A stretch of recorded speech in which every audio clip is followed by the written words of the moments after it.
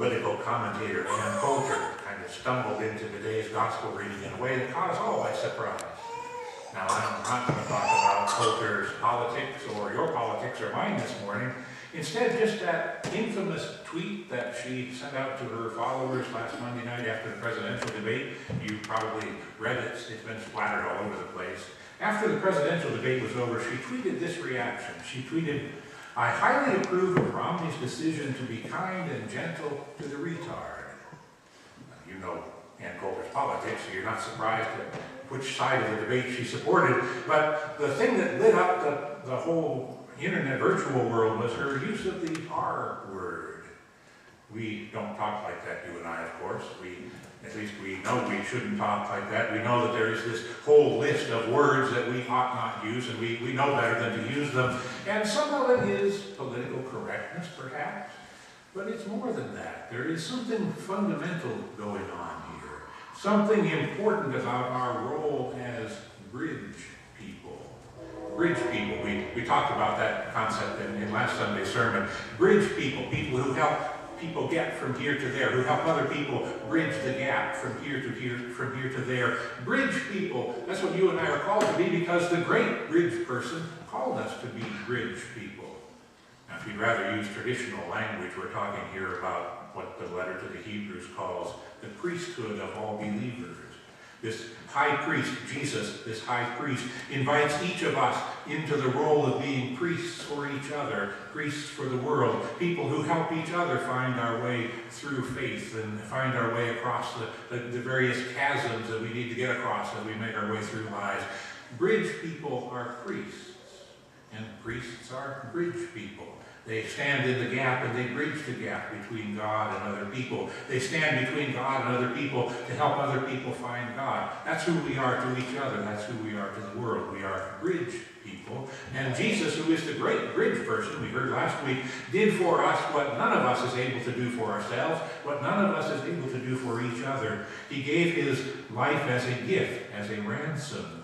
And as giving his life in ransom, he bridged that huge chasm between God and us. By his own very being, he bridged the chasm. And now he reaches out a hand to us and invites us to take his hand so that he can help us across the chasm. And as he takes our hand, he invites us to reach our hand out to somebody else so that we can take their hand. And as he's helping us across the chasm, we can help somebody else across the chasm too. That's the way it works, and that's what Jesus intends for us. To grasp the hand of somebody near and help them across the chasm too. That's the way it works. Here's the tricky part. This is the part that Miss Coulter's flame out alerts us to. What happens when we look down at that hand that when we look down to find the hand that we are reaching out to? When we look down there to find that hand, what are we thinking at that moment? What are we feeling at that moment? When we look for that hand, when we look for that person, who do we see? Is it somebody just like us? Is it somebody rather different from us? Is there some sort of an us versus them going on here? Compassion, of course, is a good thing. Compassion has a way of sort of turning into pity, and pity has kind of a nasty way of turning into contempt. It's nothing we would say out loud, of course. And yes, we will continue to extend the hand to that person because that's what Jesus told us to do. So we will be sure that we do it. But maybe if whoever it is who's out there, if they would try a little harder, maybe if they were a little more disciplined, maybe if they would take a little bit more responsibility, maybe if they would have made some better choices, all of which, of course, might be true. There may be a time and a place and a way to say all of that, or maybe those things are not true, and maybe they shouldn't be said at all. But the point that I'm working on at the moment is, what does that do to us? What happens to us when, as we extend the hand to reach out to someone, some of those ideas, some of those thoughts, some of those feelings trickle through us? Words that we start to think when we forget who is holding our hand as we are reaching the hand out to the other. But because, of course, we are smarter than they are. And we are more responsible, and we are more disciplined, and we work harder, and we try harder, and we pay attention, all of which is probably true. And true also that maybe we were a little bit lucky. And maybe our parents gave us a little better start than their parents were able to give them. And maybe the deck was not stacked against us in quite the same way as it was stacked against them. Any of this sound familiar? Any of this ever flitted through your mind? Ever stop to think about what it does to our ability to fulfill our calling as bridge people? I have to admit that on Monday night, Tuesday morning, when I heard about Ann Coulter's tweet, my initial response was to want to drop kick her into the middle of tomorrow afternoon somewhere. But I was wrong. There is a better response.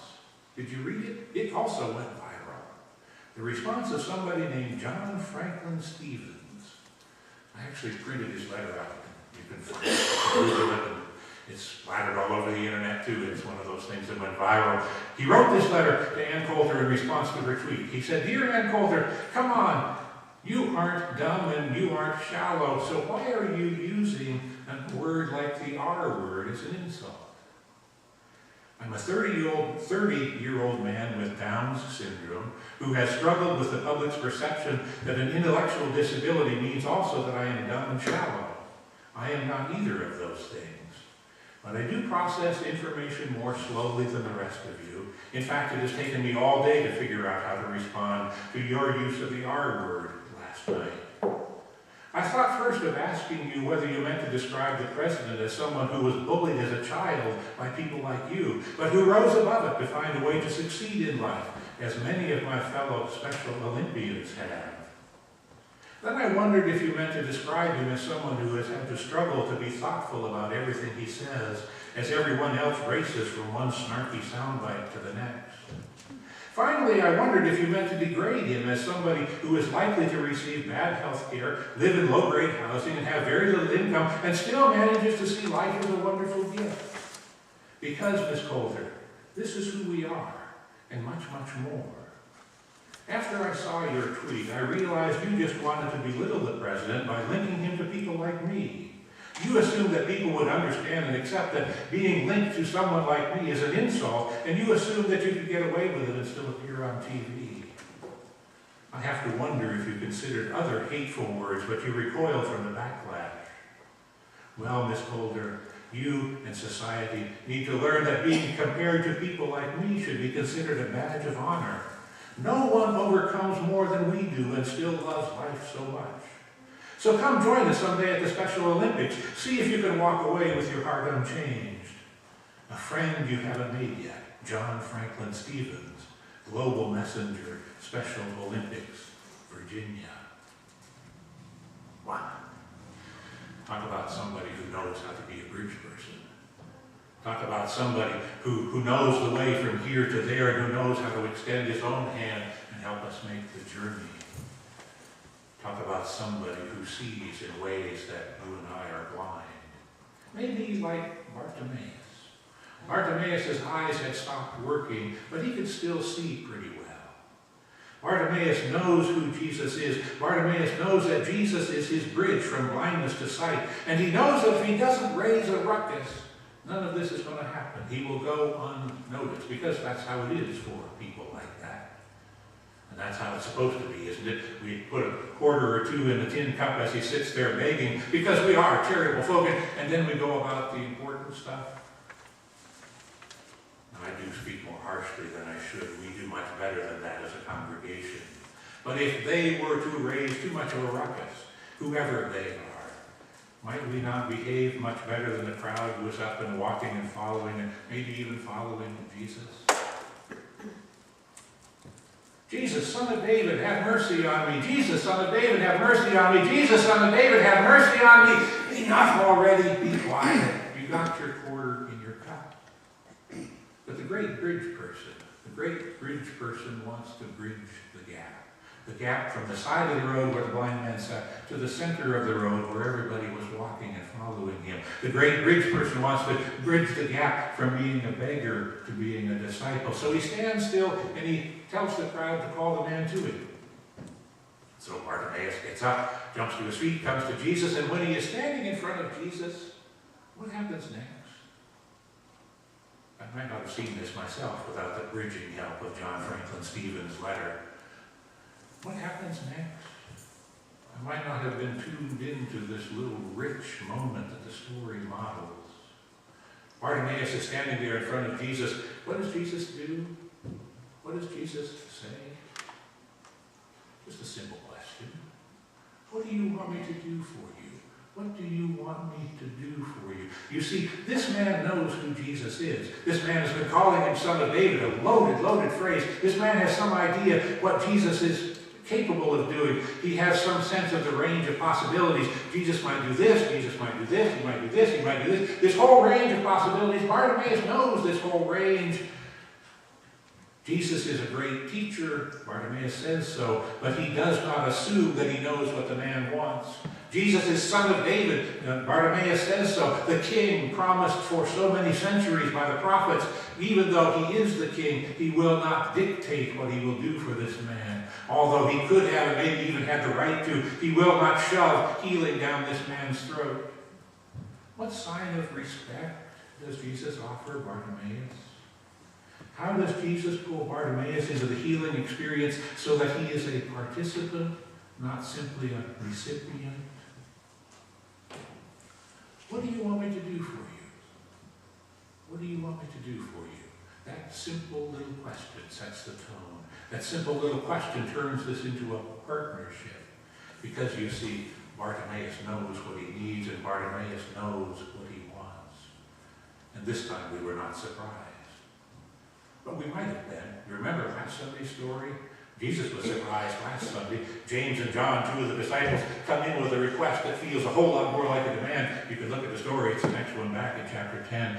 But Jesus doesn't want to look down on them either. Jesus wants to show them a whole lot more respect than they showed him. Jesus does not wish to put words into their mouths either.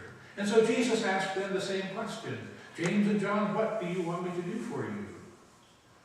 Jesus can't believe his own ears when they answered the question, but his response still offered them a possibility of discipleship, a possibility of somehow finding their way from where they were to the place where Jesus wanted them to be. Do you see a pattern? We who are called to be bridge people, do we see what we need to see? Do we sense now deep in our guts what we need to sense? Are we ready to be bridge people, ready to extend the hand that reveals who holds our other hand? Let us pray. Lord, give us more charity and more self-denial and more likeness to Thee. Teach us to sacrifice our comforts to others and our likings for the sake of doing good. Make us kindly in thought and gentle in word and generous in deed. Teach us that it is better to give than to receive, better to forget ourselves than to put ourselves forward, better to minister than to be ministered unto. And unto Thee, the God of love, be glory and praise forever. Amen. That prayer from Henry Alford in the early 1800s, he was the Dean of Canterbury.